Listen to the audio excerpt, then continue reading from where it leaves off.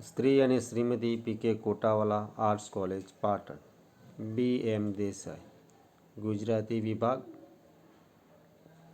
BSM 3ના વિદ્યાર્થીઓને હું દિલથી આવકારું છું. BSM 3 ગુજરાતી પ્રશ્નપત્ર નંબર CCNC 303. તો વાલા વિદ્યાર્થીઓ, સર્વપ્રથમ આપણે અભ્યાસની જાણકારી મેળવી લઈએ. અભ્યાસક્રમની કે તમારે કયું પુસ્તક છે, ભણવામાં શું છે એ વિશે જાણી લઈએ. તો તમારા માટે શીર્ષક છે ગુજરાતી મધ્યકાલીન સાહિત્ય સ્વરૂપ. પદનું સાહિત્ય સ્વરૂપ એટલે મધ્યકાલીન સાહિત્યમાં જે પદો રચાયા છે એ પદનું સાહિત્ય સ્વરૂપ તમારે ભણવામાં છે. અને એમાં મીરાના પદો, સંપાદક કેકા શાસ્ત્રીનું પુસ્તક તમારા અભ્યાસક્રમમાં છે. હવે જોઈએ અભ્યાસક્રમ યુનિટ વાઇઝ. તો એકમ 1 એમાં આવશે પદ, સાહિત્ય સ્વરૂપ અને તેની વિભાવના. પદ સ્વરૂપ લક્ષણો, પદના રચનાગત વિશેષો, પદ ઉદ્ભવ અને વિકાસ. આ એકમ 1માં આ 4 પોઈન્ટ તમારે ભણવામાં આવશે. એકમ 2 મધ્યકાલીન સાહિત્યમાં પદ. મધ્યકાલીન સર્જક, તેમનું સાહિત્યિક પ્રદાન, મીરાબાઈનું જીવન અને તત્કાલીન સામાજિક પરિવેશ. મીરાબાઈનું સાહિત્યિક પ્રદાન, સાહિત્યિક સર્જન, મીરાબાઈના સર્જક વિશેષો. એકમ 3 કૃતિલક્ષી સમીક્ષા, આસ્વાદ અને પદ. જે મીરાબાઈની કૃતિમાંથી પદો આપેલા છે એનો આસ્વાદ, રસલક્ષી સમીક્ષા કરવાની રહેશે. એકમ 4 કૃતિલક્ષી ટૂંકનોંધ અને હેતુલક્ષી પ્રશ્નો. તો આ હતો તમારો અભ્યાસક્રમ. તમે શીર્ષક જોયું હશે, મધ્યકાલીન પદનું સાહિત્ય સ્વરૂપ. તો આ તમારો પ્રશ્ન થાય કે મધ્યકાલીન સાહિત્ય સ્વરૂપ, પદનું સાહિત્ય સ્વરૂપ અને મધ્યકાલીન કેમ? બરાબર. તો ઈસવીસન 11મી સદીથી 1850 સુધીના સમયગાળામાં જે સાહિત્ય સ્વરૂપો સર્જાયા, સાહિત્ય સર્જન થયું, એ ગાળાના સમયને મધ્યકાલીન સાહિત્ય તરીકે ઓળખવામાં આવે છે. ઈસવીસન 11મી સદીમાં હેમચંદ્રાચાર્યથી શરૂ કરીને તે છેલ્લા કવિ, ગરબી કવિ દયારામ સુધીના સમયગાળાને મધ્યકાલીન ગુજરાતી સાહિત્યમાં મધ્યકાલીન તરીકે ઓળખાય છે. 1850 પછી આપણે અર્વાચીન ગુજરાતીની સાહિત્યની શરૂઆત થઈ. એમાં નર્મદ અને દલપતરામ એ બંને પ્રવક્તા હતા. તો આ મધ્યકાળમાં કયા કયા સાહિત્ય સ્વરૂપો અસ્તિત્વમાં આવ્યા, કયા કયા કવિઓનું શું ફેમસ હતું, પ્રખ્યાત હતું, એ જોઈએ. તો મધ્યકાળમાં પદ, આખ્યાન, ફાગુ, પ્રબંધ, ગરબો, ગરબી, છપ્પા, પદ્યવાર્તા, ફાગુ, બારમાસી જેવા કાવ્ય સ્વરૂપો અસ્તિત્વમાં આવ્યા. જુદા જુદા કવિઓને હાથે જુદા જુદા સ્વરૂપો અહીં સર્જાયા છે. નરસિંહ, મીરા, દયારામના પદો લોકપ્રિય છે. પદ્ય વાર્તાકાર શામળને સર્જન કર્યું છે. આખ્યાન બાલણ અને પ્રેમાનંદે. ગરબો વલ્લભનો, ગરબી દયારામની, ભોજાના ચાબખા, અખાના છપ્પા વગેરે આ સમયમાં પ્રચલિત હતા. એટલે તમે આ મધ્યકાલીન સાહિત્યનો સમય થયો 11મી સદીથી 1850 સુધીના. હવે જોઈએ પદના એકમ 1માં તમારે કયા કયા અભ્યાસક્રમમાં પદો નિયત થયા છે એ થોડું જોઈ લઈએ. તો અભ્યાસક્રમમાં આ પદો નિયત થયેલા છે. ઓરાના જીવનનો સંગાતી, કાનુડો સુજાણે મારી પ્રીત, ગોવિંદો પ્રાણ અમારો રે, ચાકર રાખો જીરે, જાગો રે અલબેલા કાન, જૂનું તો થયું રે દેવર, દવ તો લાગ્યો ડુંગરીએ, નંદલાલ નહીં રે આવું, પ્રેમની પ્રેમની પ્રેમની ને બાઈ અમે પકડી, બોલમાં બોલમાં બોલમાં, રાધા કૃષ્ણ વિના બીજું બોલમાં, મુખડાની માયા લાગી રે, મુજ અબરાને મોટી મીરાત, મેલી દેને કાન મારગડો, રામ રમકડું જડ્યું રે, રામ રાખે તેમ રહીએ, રૂડીને રંગીલી રે, લાવો લાવો કાગળિયો, શું કરું રાણાજી, હારે કોઈ માધવ લો. તો મીરાબાઈના આ 20 પદો તમારા અભ્યાસક્રમમાં નિયત થયેલા છે. એકમ 1માં હવે પદનું સાહિત્ય સ્વરૂપ, તેના સ્વરૂપ લક્ષણોની આપણે ચર્ચા કરીશું. તો મધ્યકાળનું કાવ્ય સ્વરૂપ છે. મધ્યકાળમાં જે કાવ્ય સ્વરૂપો સવિશેષ ખેડાણ થયું છે અને જે લોકપ્રિય થયા છે એવા કાવ્ય સ્વરૂપોમાં પદનું સ્થાન આગળ પડતું છે. મધ્યકાળની કેટલીક ઉત્તમ રચનાઓ આ સ્વરૂપમાં આપણને પ્રાપ્ત થાય છે. પદનું અર્થ અને એનું પારિભાષિક અર્થો આપણે જાણી લઈએ. પદ એ ઉર્મી કાવ્યનો જ એક પ્રકાર છે. મૂળે તો પદ એટલે એક પંક્તિનું એક ચરણ, એ પદ દ્વિપદી એટલે 2 ચરણનું, ત્રિપદી 3 ચરણનું, ચતુષ્પદિકા 4 ચરણ એને ચોપાઈ કહેવાય, ષટપદી છપ્પો અખાના છપ્પા તમે જોઈ શકો છો, એમ વિસ્તરતું ગયું. અને પદ એટલે અમુક કડીનું નાનું કાવ્ય એવો અર્થ રૂઢ થયો. પદ લઘુ કાવ્ય સ્વરૂપ કે ઉર્મી કાવ્યનું સ્વરૂપ છે.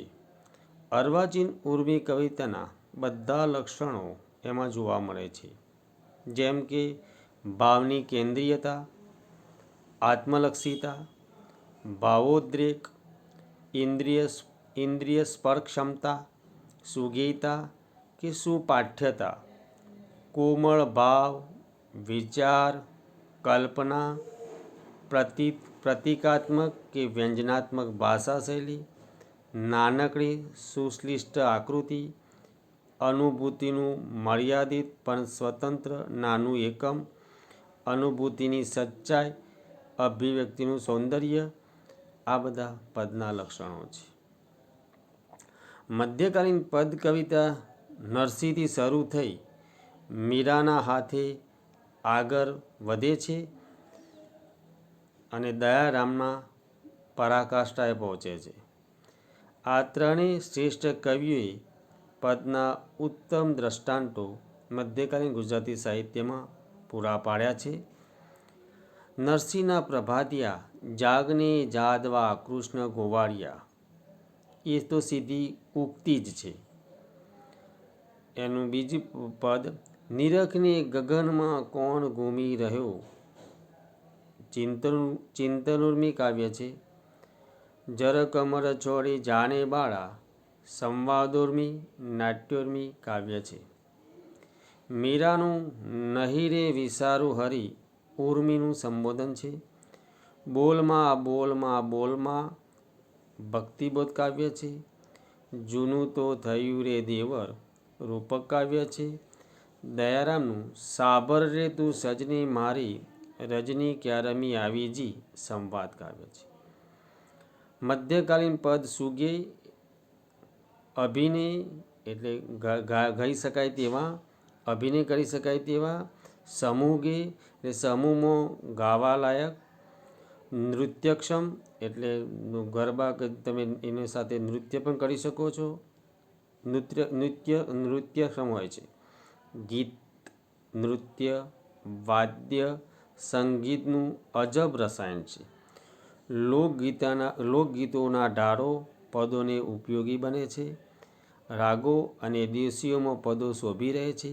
તેથી પદ લોકકંઠનું આભરણ બની રહે છે. મધ્યકાલીન પદ ભક્તિ, જ્ઞાન, યોગ, વૈરાગ્ય, કર્મયોગ, ટૂંકમાં ભાવભક્તિ અને ભક્તિબોધ કે જ્ઞાનબોધના પદો છે.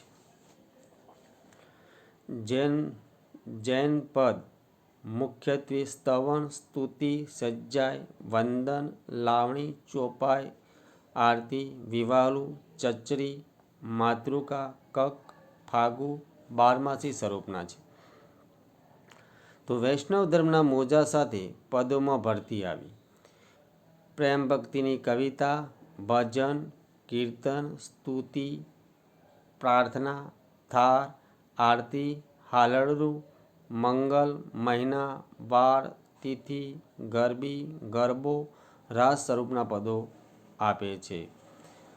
જ્ઞાન ભક્તિ કે ભક્તિ જ્ઞાનબોધની કવિતા, દુહા, સાખી, છપ્પા, પ્રભાતિયા, કાફી, ચાબખા, રાજિયા, રવેણી, પ્યાલા, ચેતામણી વગેરે સ્વરૂપમાં ઉતરી આવી છે. અખા અને અન્ય આધ્યાત્મિક કવિઓની દાર્શનિક વાણી જ્ઞાનોર્મી, દર્શનોર્મી, ચિંતનોર્મી કવિતા બની જાય છે. ભક્તિપદોમાં નરસિંહ અને દયારામનો ભક્તિ શૃંગાર અમર્યાદ બને છે.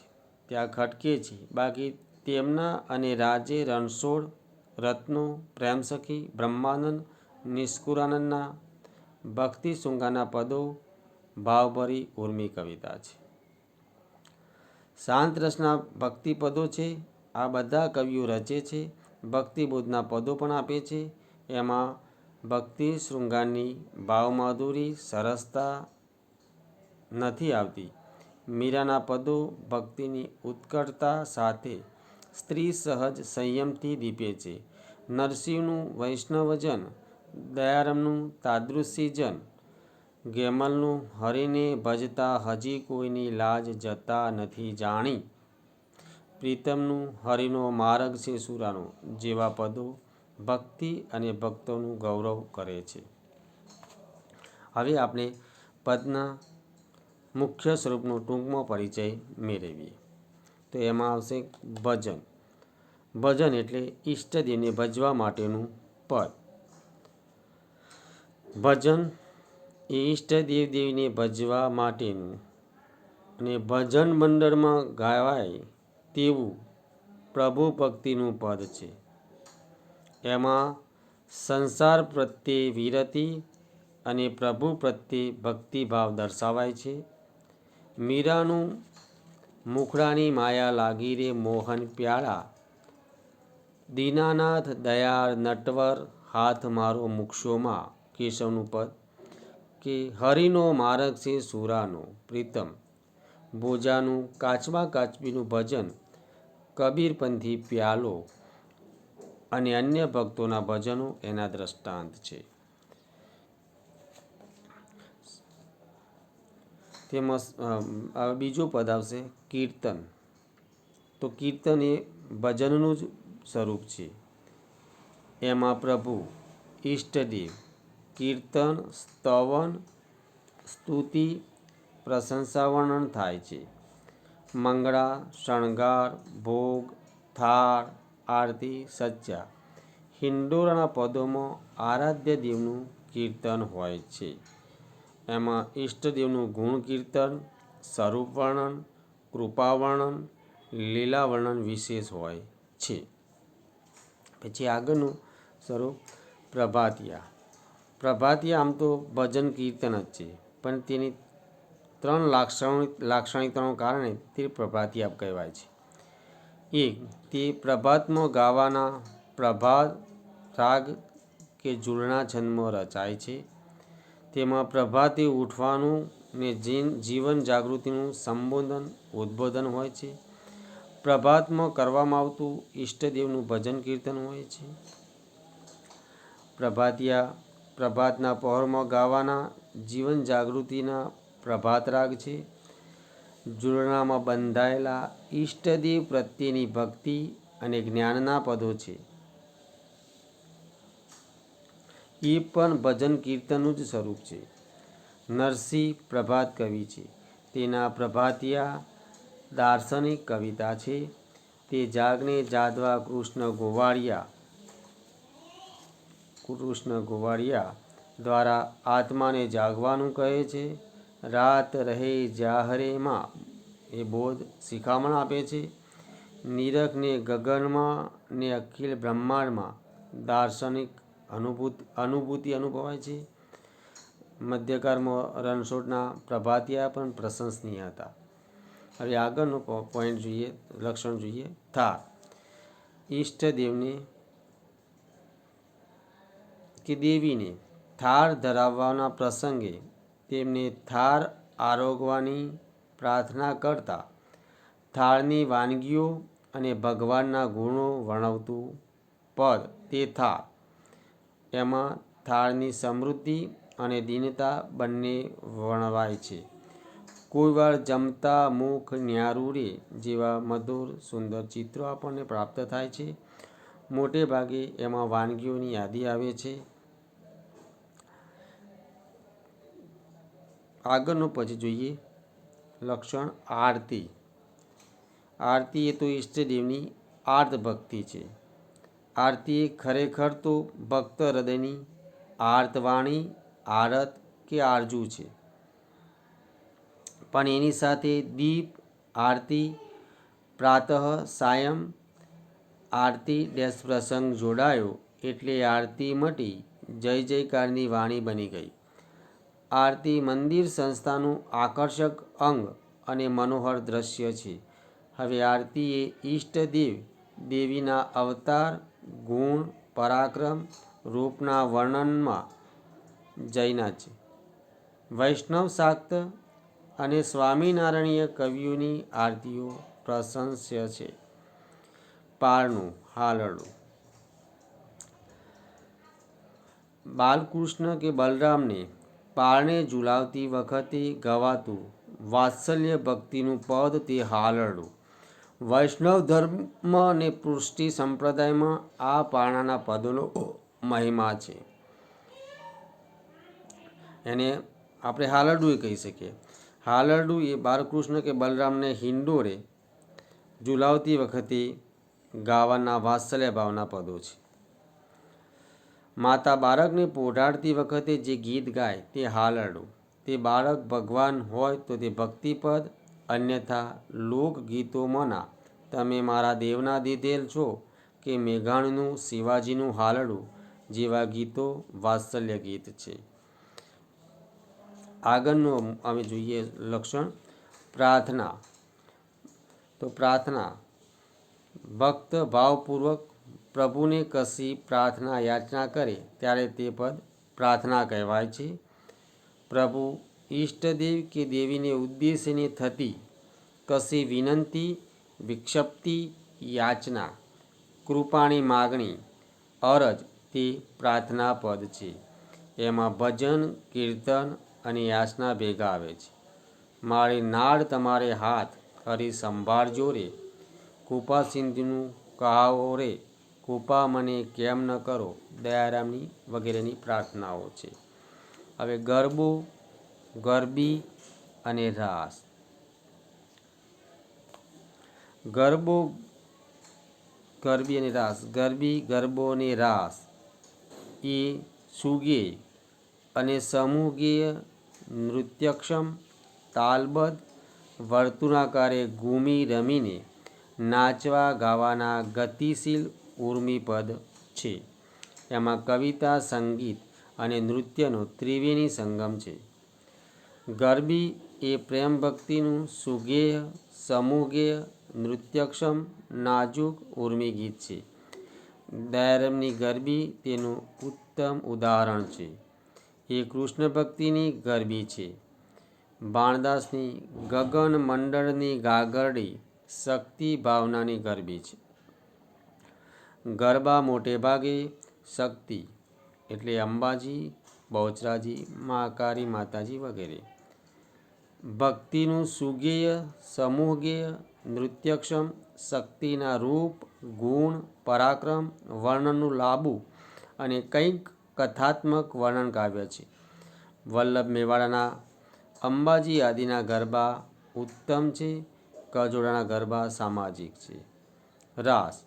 રાસ એ ભાગવતની રાસલીલાને અનુસરતું તાલી, દાંડિયા વગેરેના તાલ સાથે સમૂહમાં ઘૂમીને નાચવા ગાવાનું ગોપ ગોપીગાન નૃત્યનું સ્વરૂપ છે. આમ તો તે બ્રહ્માંડના રાસનું અને રાધાકૃષ્ણ ગોપીઓના રાસનું પ્રતીક છે. નરસિંહ, રણછોડ, દયારામના રાસ ઉત્તમ છે. કાઠિયાવાડના દાંડિયા રાસ જાણીતા છે. નવરાત્રિ પ્રસંગે ગુજરાતમાં ગરબા અને રાસની રમઝટ બોલે છે. ભાથીજીનો રાસડો પણ પ્રખ્યાત છે. માસ, મહિના અથવા બારમાસી. બારમાસી જૈન કાવ્ય પ્રકાર છે. તેમાં રાજુ નેમિનાથના વિરહ જેવા વિરહના 12 માસના પ્રકૃતિ અને પ્રણયના ચિત્રો અને સંવેદનો અભિવ્યક્ત થાય છે.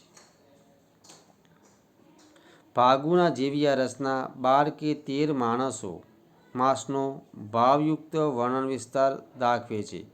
તેમાં વરસાદ ચિત્રણ આકર્ષક હોય છે. પતિ કે પ્રિયતમના વિરહમાં ઝૂરતી નાયિકાના માસે માસે ઉત્કટ બનતા વિરહ સંવેદનોનો મધુર આલેખ 12માસી મહિના કે માસમાં મળે છે. પ્રકૃતિની ભૂમિકામાં પ્રણયનું આલેખન થાય છે. નેમિનાથ ચતુષ્પાદિકા વિનયચંદ્રની, સ્થૂલીભદ્ર બારમાસા હીરાનંદ સુરીની, નેમિનાથ રાજમતી બારમાસ જયવંતસુરી જૈન બારમાસીઓ છે અને તે ઉત્તમ નમૂનાઓ છે. તો વૈષ્ણવ ભક્ત કવિઓ રાધાવિરહના 12 માસ ગાય છે. એ વાલાજીના બહેના છે. કારતક મહિને મેલી ચાલ્યા કંથરેથી આરંભાય છે. પ્રત્યેક માસની પ્રકૃતિ સાથે થતી પ્રણય વિરહ અનુભૂતિ વર્ણવે છે. દુષ્કાળમાં અધિક માસ તેમ વિરહમાં અધિક માસ આવે છે. પણ એ 13મા માસમાં પ્રિયતમ ત્રિકમજી આવી મળે છે. પ્રેમ ભક્તિના મહિનામાં રત્નાના 12 માસ ઉત્તમ છે.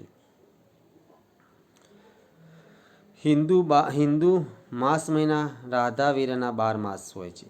તેમાં દુષ્કાળમાં અધિક માસ જેવો વિરહનો અધિક માસ હોય છે. પણ મોટે ભાગે 13મા પુરુષોત્તમ માસમાં પુરુષોત્તમ આવી મળે છે. જ્ઞાની કવિએ જ્ઞાનમાં માસ રચે છે. જીવ અને બ્રહ્મના દ્વૈતથી શરૂ કરી માસે માસે અદ્વૈત પ્રતિ ગતિ કરી અંતે જીવ બ્રહ્મ અદ્વૈત સાધે છે. જ્ઞાનના મહિનામાં પ્રીતમના ને સારંગદાસના નોંધપાત્ર છે. અમે આગળનું છે માસની જેમ તિથિ વાર અને ષડ દર્શન દયારામ પણ વિરહના પદો છે જેમાં અંતે મિલન સધાય છે. તિથિમાં 15 તિથિમાં વિરહ વર્ણન થાય છે. વારમાં 7 વારમાં દયારામ ષડ ઋતુ વર્ણનમાં કાલિદાસના ઋતુસંહારની જેમ 6 ઋતુઓમાં વિરહ વર્ણવે છે. આ ઋતુ કાવ્યો કે પ્રકૃતિ કાવ્યો વિપ્લવ શૃંગાર કાવ્યો છે.